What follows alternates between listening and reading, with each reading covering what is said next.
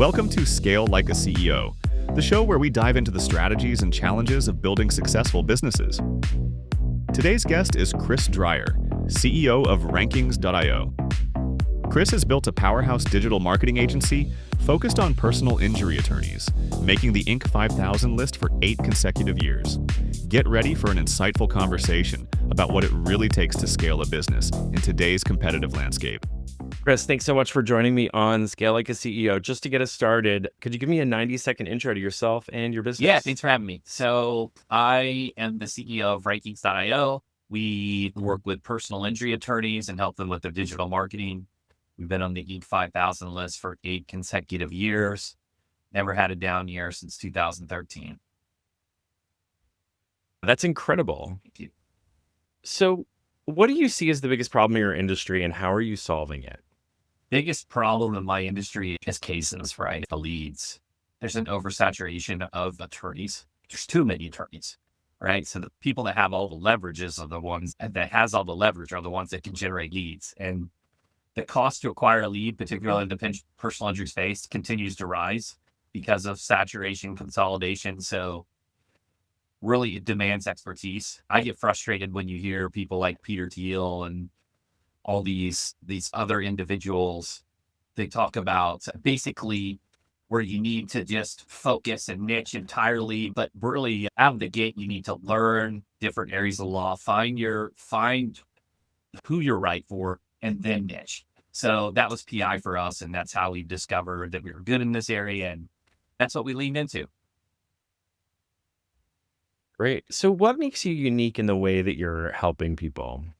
Yeah, the biggest is really we have a deep understanding of how to generate auto accident cases for personal injury attorneys. I mean, every personal injury attorney wants auto accidents. They're going to monetize them with their relationships. It doesn't matter.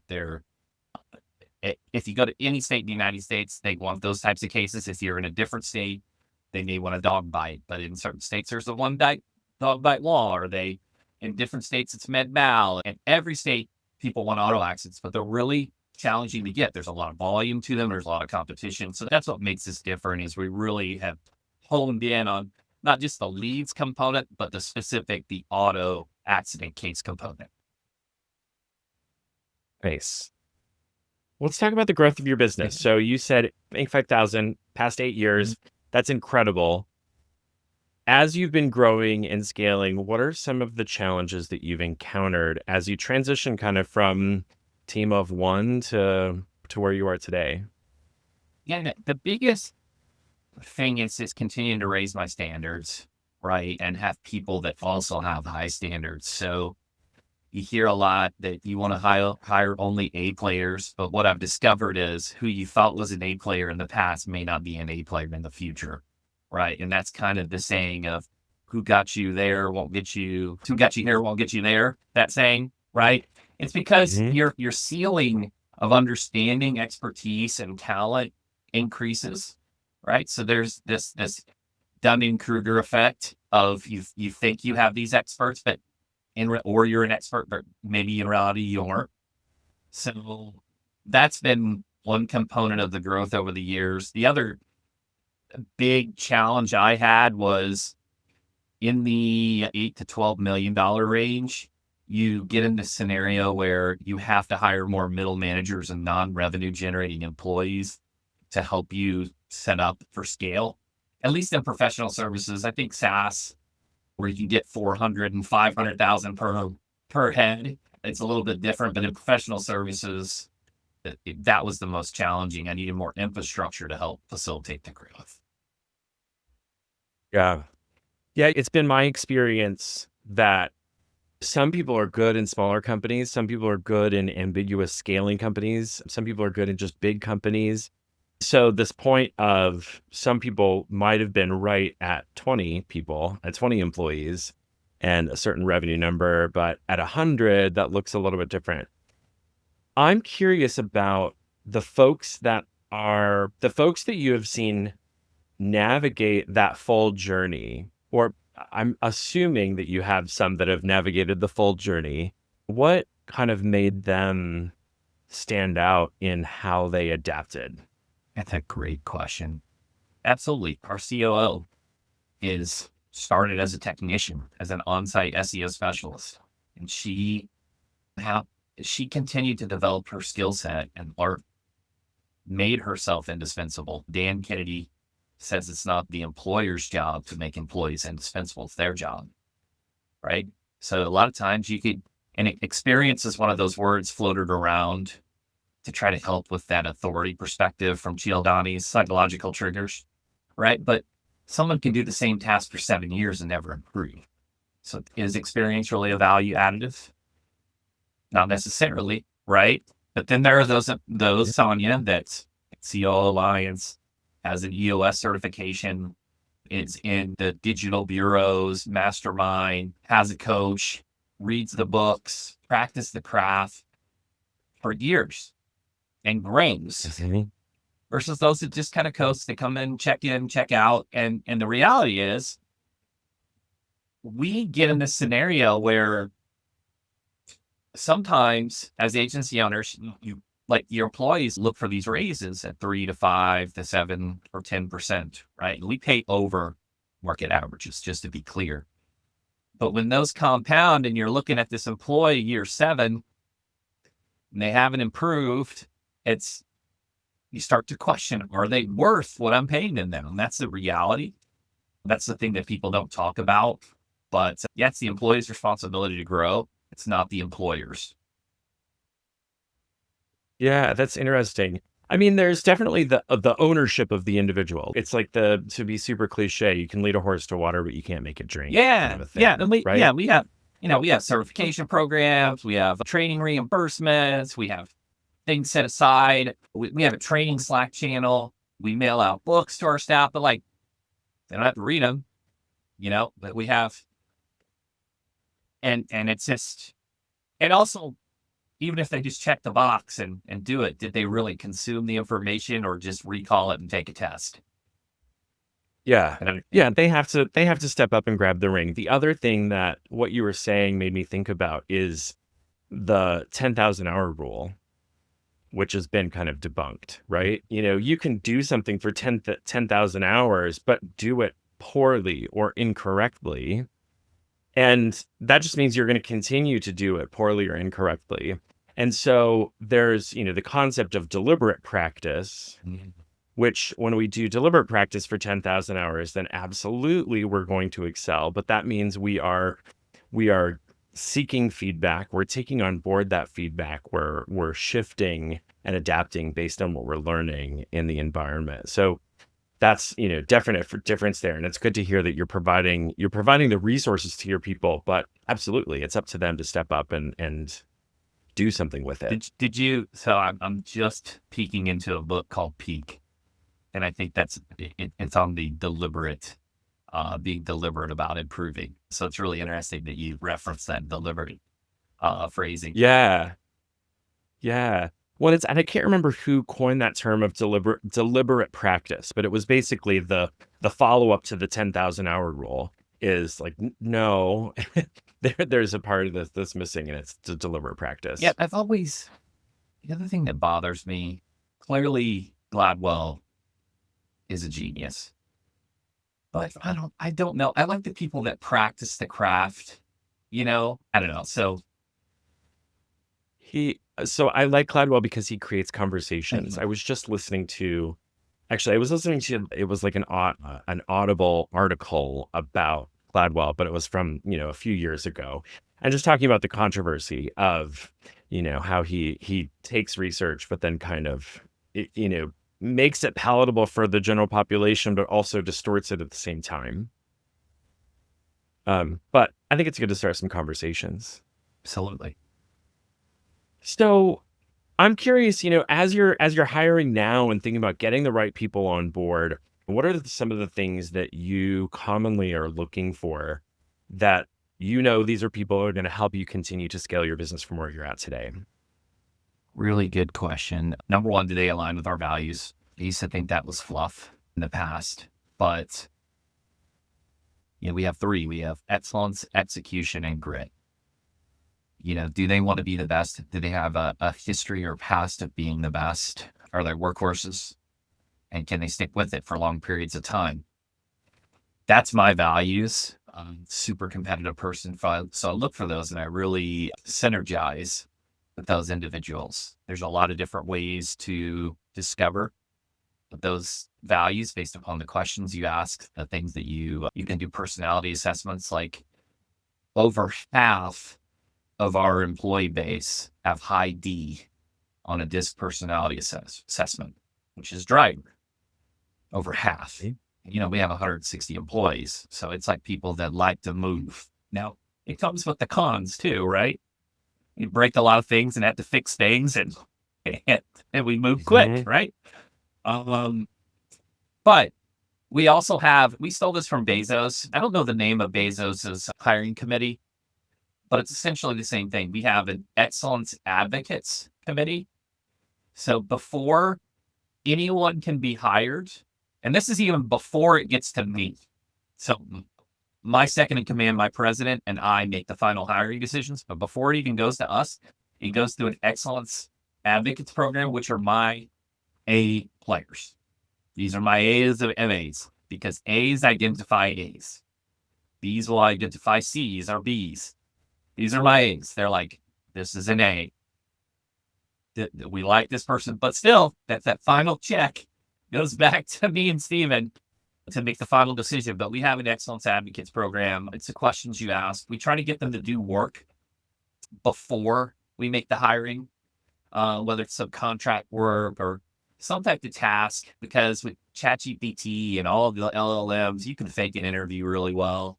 So we try to get them to implement and prove their technical expertise a bit before we put them in the role too.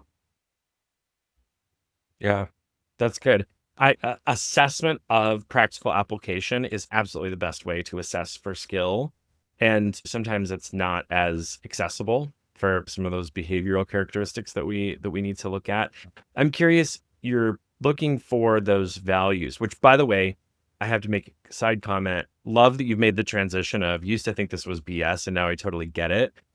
And I think a lot of people have that experience that it's BS because it is. Like they worked in an organization that put them on the wall but didn't live them. And when an organization's not living in alignment with its values, compared to once you're an executive like yourself who's trying to create an aligned culture and you're like, oh, actually, if I demonstrate these values, I have a set of leaders that demonstrate these values, then everybody else falls in line. That just means we can all run so much faster together. So love that you made that pivot. I'm curious how it's hard to give someone a project and have them demonstrate those kind of more behavioral competencies. So how do you assess for that? Well, every employee had the KPI. The KPIs are non-subjective. And so that can kind of visually show in a simple manner if someone's not producing. It could be an output based upon content written. It could be number of links created from a link building specialist. It could be a number of things, right? There's some that are very challenging to isolate like that. So you can look at utilization rate, which I don't love. And also we got to be cognizant of, don't want to penalize high performers, right? On like the utilization rate, right? Just because they can do more in a shorter amount of period, we shouldn't penalize them and load them up more without additional compensation and rewards for their expertise that they've created. KPIs, I'll tell you, when I see somebody that's incongruent, it's stressful on me. Like it naturally doesn't align, and it stresses my other team members out. People don't move with a sense of urgency, right? They kind of quit and they need guided and they don't solve problems, right? Like the opposite of the core values, right? It's the opposite of execution. It's the opposite of great. People are just okay with mediocre work, web designs, not doing QA, not doing UX. So it's incongruent, and those things kind of naturally occur. But at the core, we should do our best with KPIs and try to simplify down that. Yeah. One thing and you've been on this journey for a while, Well, one thing that founders often struggle with is when you've probably gone past this a long time ago, and or it may come back sometimes to haunt you, but that the need for delegation and letting go of things to empower your people and get things done. And maybe at the size you're at, you are 100% like go, go, go. Everybody's great. Or maybe there's some things you're holding on. I'm curious, what does that look like for you, either in the past or today? I'm going to rephrase it for a question, and I'm sure you've heard this is signal versus noise. Have you heard of this? Right. Mm-hmm. Okay. So they are very clear. The first one is if you find yourself procrastinating, this is kind of a question. If you find yourself procrastinating, maybe you shouldn't be doing it. Maybe someone else should be, right? The other thing is so that's a signal. Procrastination is a signal. And so that's of the individual self. The other signal is if you find yourself not being able to delegate to an individual because of trust, that's a signal that maybe you don't have the right person. So both of these are who type of scenarios, but both of these signals allow you to delegate better. And so I think there's a lot of signals and noise throughout the entire organization, delivery, execution. But I think those two, if you find yourself procrastinating, is it really worth doing on the Eisenhower matrix? Should someone else be doing it? Right.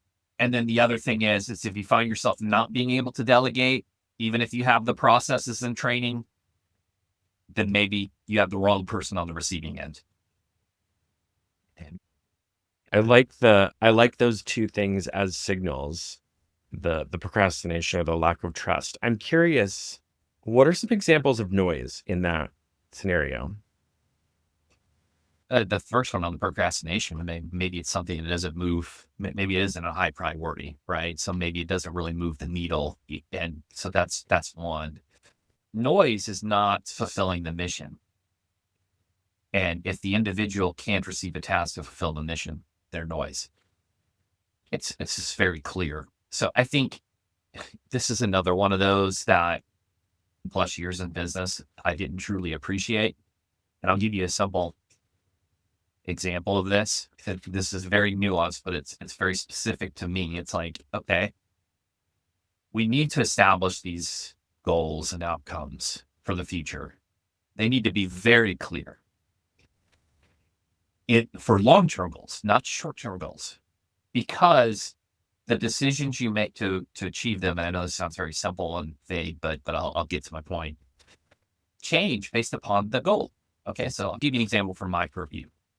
If I'm going to help all law firms, then I need to expand my SDR, my outbound team to all these different areas. I need to create product roadmaps. I need to, go to every conference, etc. But if I just want to help personal injury attorneys, then I go to where they're congregating. I'm only creating products and services specifically for them.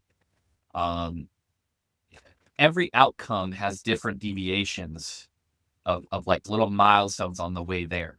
For me, if I was going to go after all legal, I would do a legal podcast network. If I'm going to go after just personal injury, I can't do just a podcast network. There's not enough base there. I have to hit multiple channels. I have to hit morning brew style newsletter. I got to hit the conferences. I got to do a monthly webinar. I got to get that flywheel going. It all kind of powers itself. But if I'm going after a big TAM, a legal podcast network would certainly have enough TAM for distribution to reach those members. But that's slightly nuanced, but it gets you thinking differently about how to achieve objective in the best manner. Okay. So what's the future for rankings? Like what do the next few years look like? Really good question. Right now, I always kind of put this in quadrant for Navala from a leverage perspective, labor, capital, and then you get code, and then media, right? So media, we're going to continue to expand conference, our webinars, our retreats, podcasts. We have 3 podcasts, from a labor perspective, continue to enhance that with nearshore training, hiring the A players, a code perspective, leading more into LLMs and automation and tech enablement. And then on the capital side, for me, there's a monopoly in the PI space, which is Esquire Bank. So just transparently, I'm dollar cost averaging until I have enough shares to get a board seat. So that's kind of how I'm attacking this, but it's a longer term play, but you got to know what you want for the outcome. Well, it sounds like you have some very detailed plans and have thought through exactly where you want to go. Mhm. So it's no wonder 8 years, Inc. 5000. Yeah, I hate to sound like Grant Cardone, but a lot of people, they set these goals and then they get to a pivotal moment of stress and pain. And some people will lower their standards, lower the goal, as opposed to doing more quantitative actions to ensure its success. So when we set a goal, it's going to be hit or we're going to die. We're going to do whatever it takes to hit it. And that's what goals are for, in my opinion. Yeah, I love that laser focus. Well, Chris, thank you so much for joining me. If folks want to reach out and get in touch with you, what's the best way to do so? Yeah, best way to connect with me on socials, LinkedIn, just shoot me a message. You can email me. It's chris@rankings.io. Awesome. Well, thank you so much for joining me today, Chris. Thanks, Justin. Thanks for having me.